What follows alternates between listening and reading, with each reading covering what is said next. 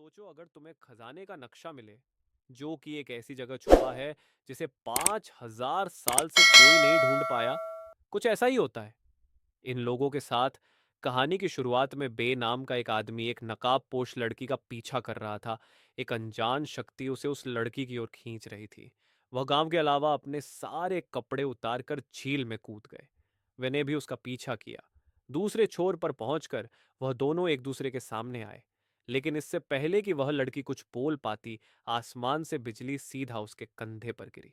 बेवकूफ न जाने कैसे अचानक से पता चल गया कि लड़की का नाम शर्ली है। लड़की के नीचे की जमीन उसे अंदर खींचने लगी। मैंने उसे बचाने की बहुत कोशिश की, लेकिन धरती ने उसे पूरा निगल लिया। झटके से उसकी नींद खुली और उसे समझ आया कि वह सपना देख रहा था। पता चलता है कि पिछले कुछ दिनों से बेवकूफ बार बार यही सपना रहा था। शाम को वह अपने दोस्त कई के साथ मिस्टर नाइन के घर पहुंचा, जिसने उसके दोस्त यू को पकड़ रखा था कि बार बार दोहरा रहा था कि उसने कोई चोरी नहीं की। लेकिन वह लोग उसकी बात सुन ही नहीं रहे थे। अब एक ही request for mister nine you को छोड़ने के लिए मान गया, लेकिन इसके बदले उसे सेलेस्टियल व नाम की एक करिश्माई चीज को मिस्टर नाइन के लिए लाना होगा। उन्हें पता चला कि सेलेस्टियल व तक पहुंचने का नक्शा एक लड़की के पास है भी। यह देखकर चौंक गया कि यह वही लड़की है जिसे वह पिछले कुछ दिनों से अपने सपनों में देख रहा था। उनकी बात सुनकर शैली नक्शा देने को तैयार हो गई, लेकिन सिर्फ इस शर्त पर कि वह भी उनके साथ चलेगी। वह कोर्ट में अपनी मंजिल की ओर निकल पड़े। उसी बोर्ड पर एक और आदमी भी मौजूद था जो दूर से ही उन पर नजर रखे हुए था। अचानक शैली को महसूस हुआ कि कुछ तो गड़बड़ जरूर है। उसकी कंपास की सुई भी गोल गोल घूमने लगी। तभी उनकी बोर्ड बहुत तेजी से हिली, मानो किसी बहुत बड़ी चीज से टक्कर हो गई हो। यह बात बहुत अजीब थी, क्योंकि पानी बिल्कुल शांत था। अबे ने सभी यात्रियों को उनकी सुरक्षा के लिए वोट के अंदर भेज दिया। अचानक उस विश्व अपराधियों ने अपनी पूरी ताकत से जहाज पर हमला किया। वह जहाज के अगले भाग को तोड़ता हुआ डेट पर पहुंचा। वह चारों अपनी पूरी ताकत से लड़ रहे थे, लेकिन उसकी चमड़ी इतनी सख्त थी कि उस पर कोई असर ही नहीं हो रहा था। युग में हीरो बनते हुए उस दानव के चिन्ह पर वार किया, लेकिन उसने बड़ी आसानी से उसे दूर भगा दिया। हीरोगिरी के चक्कर में अपने अनमोल रतन खो बैठता है। यह उद्गार शैली ने दानवों के चेहरे पर विस्फोटक तीन से हमला किया, जिससे वह वापस पानी में जा गिरा। बेने उस मास्टर को कैद करने का प्लान बनाया। उन्होंने बोर्ड से शेखावत को उतार कर उसे जेल की तरह डे के बीचों बीच बिठा दिया। उन्होंने उसे जाल में फंसा तो लिया, लेकिन वह इतना ताकतवर था कि उसने वोट के सारे अंकल्स उखाड़ दिए। एन मौके पर उस अनजान आदमी ने एंट्री मारी और अपने इलेक्ट्रिक वेपन से उस रहस्यमयी जीव को ऐसा खतरनाक झटका दिया कि वहां से दुम दबाकर भाग निकला। यह आदमी डॉक्टर सन नाम का एक साइंटिस्ट है, और वह भी सेलेस्टियल जोन के ही चक्कर में उनके पीछे आया था कि उसने उन्हें बताया कि दोनों को उसी चीज की सुरक्षा के लिए यहां छोड़ा गया था, और उन्हें रास्ते में ऐसी कई और मुश्किलों का सामना करना होगा। उसकी नॉलेज से इम्प्रेस होकर उन्होंने उसे भी अपनी टीम में शामिल कर लिया। लेकिन तभी वहां मिस्टर नाइन की बेटी लिंग भी आ धमकी। दरअसल यू ऑल इनका चक्कर चल रहा था। वह उनसे मिलने के लिए घर में घुसा और गार्ड ने उसे चोर समझकर दबोच लिया। रास्ते पर आगे बढ़ते हुए उन्हें पहाड़ की चोटी पर एक मंदिर मिला। मंदिर की जांच के दौरान वे ने एक हिडन स्विच दबाकर छुपा हुआ रास्ता खोल दिया, जिसका इस्तेमाल करके वह सब नीचे मौजूद एक बहुत बड़ी सुरंग में पहुंचे। थोड़ा चलने पर उनके सामने एक बंद दरवाजा आया, लेकिन बेबी ने अपनी सफलता लॉक स्पीकिंग स्किल्स से दरवाजा खोल दिया। उस दरवाजे के पास सब कुछ दूर दूर तक बर्फ में ढका हुआ था। क्योंकि धरती भी जमीन पड़ी थी, तो उस पर चलना बहुत मुश्किल हो रहा था। जब वह सीधा लाइन पर पहुंचे तो सिले फिसल गई। बेबी उसे बचाने के लिए उसके पीछे खुदा। उसने अपने खंजर को जमीन में गाड़ कर नहीं गिरने से खुद को रोका, लेकिन पीछे से बाकी सब फिसलते हुए हैं और उन्हें भी अपने साथ खींच लिया। जब वह फिसलते हुए नीचे जा रहे थे, तो मैंने देखा कि वह सब बर्फ के नुकीले टुकड़ों की ओर बढ़ रहे हैं।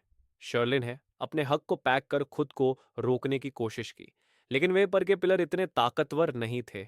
मैंने देखा क्यों नुकीली चट्टानों के बीच ही एक तो छोटी टनल्स भी मौजूद हैं, और अगर वह अपने आप को उनकी तरफ धकेल दें तो जान बच सकती है।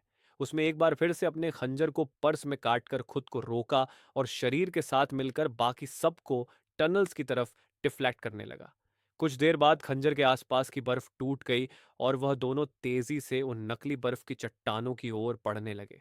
उसने शैली को बचाने के लिए उसे टनल की ओर धक्का दे दिया और खुद तेजी से मौत की तरफ भरने लगा। एन मौके पर शर्लिन ने अपने ग्राहक को उसके बैग में फंसाकर उसे भी टनल में खींच लिया और उसकी जान बचाई। वह बैग दूसरी गुफा में पहुंच गए थे, जहां काफी अंधेरा था, लेकिन प्रॉब्लम अकेले नहीं थे। जल्द ही उन्हें थोड़ी मिट्टी हटाने पर एक और दरवाजा दिखा। मैंने जल्दी से उसे खोलने की कोशिश की, लेकिन तब उन सब ने देखा कि भीड़ यह जैसे दिखने वाले जानवरों ने उन्हें हर तरफ से घेर लिया था। वह समझ चुके थे कि उनके पास लड़ने के अलावा कोई चारा नहीं, पर यह भेड़िए जैसे देते इतने ज्यादा थे कि वह सब मिलकर भी उन्हें ज्यादा देर तक नहीं रोक पाएंगे। वे समझ गया कि उन्हें छत के रास्ते से ही निकलना होगा, वरना वह सभी भूखे भेड़ियों का खाना बन जाएंगे। उसने बाकी सबको वहां लटकी पेड़ की टहनियों को पकड़कर ऊपर चढ़ने को कहा और खुद हाथ में मशाल लिए उन बेटियों को दूर हटाने लगा। लेकिन इससे पहले कि उनमें से कोई ऊपर पहुंच पाता, वह बेल टूट गई और सभी धड़ाम से नीचे की है। लेकिन इससे वह लकड़ियां जिससे उस छेद को ठगा गया था, वे भी बेल के साथ नीचे गिर पड़ी और सूरज की रोशनी अंदर आने लगी।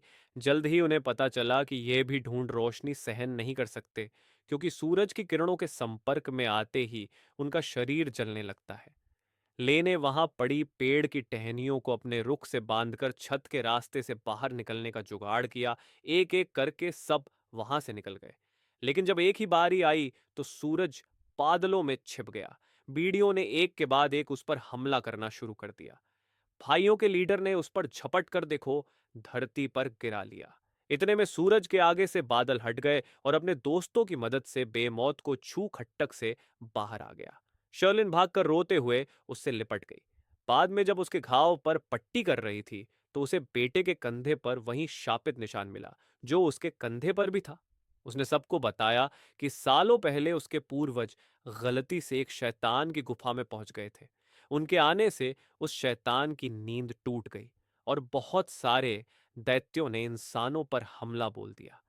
इसके बाद उन सभी लोगों के कंधों पर वह शापित निशान आ गया। उस बुरी शक्ति की ताकत से वह सभी लोग 50 साल के होने से पहले ही मर गए और उनके बच्चों को भी यह श्राप विरासत में मिलेगा। शैली के हिसाब से अब टेल बोन जिसे वह ढूंढ रहे हैं, तो इस निशान को उनके ऊपर से हटा सकती है।